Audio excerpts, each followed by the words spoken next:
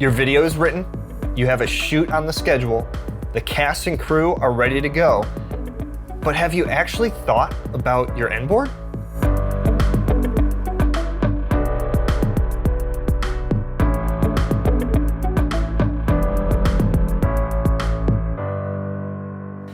The end board is the last thing your audience will see in your video.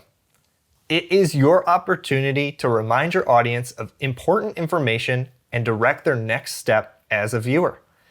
This is where you reach out to your audience and say, call us, donate now, schedule an appointment today.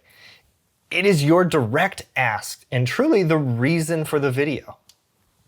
So what goes into assembling an end board? Let's go over the must-haves. So first, your logo. This will reinforce who the message is coming from. Next, have a call to action or CTA. This is the action you want your audience to take after watching your video. And finally, a way for viewers to take that action, such as a URL, phone number, social media handles. This is also a way to measure a video's effectiveness. You can measure the increase in activity to determine if your desired behavior has occurred. Of these items, your call to action is the most important one in terms of converting your video into an actionable item. How to choose your CTA could be a video topic entirely on its own, but to put it simply, the key is to decide on an action item and make it approachable.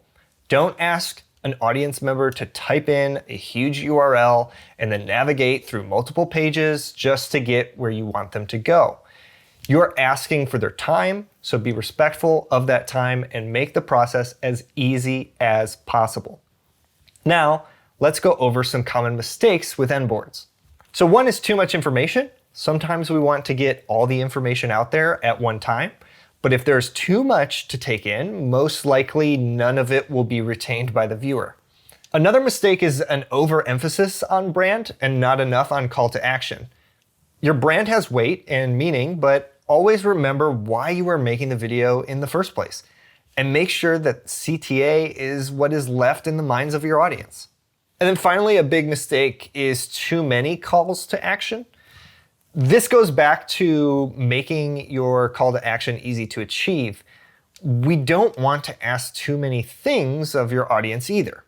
If we ask them to visit your website, follow your socials, give you a call, subscribe to your channel, and share with a friend, you have now overwhelmed them with choices, and you have a higher chance of losing out on your original need by overloading that audience.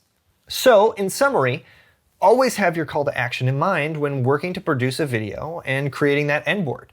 And always try to make it as simple as possible for your audience.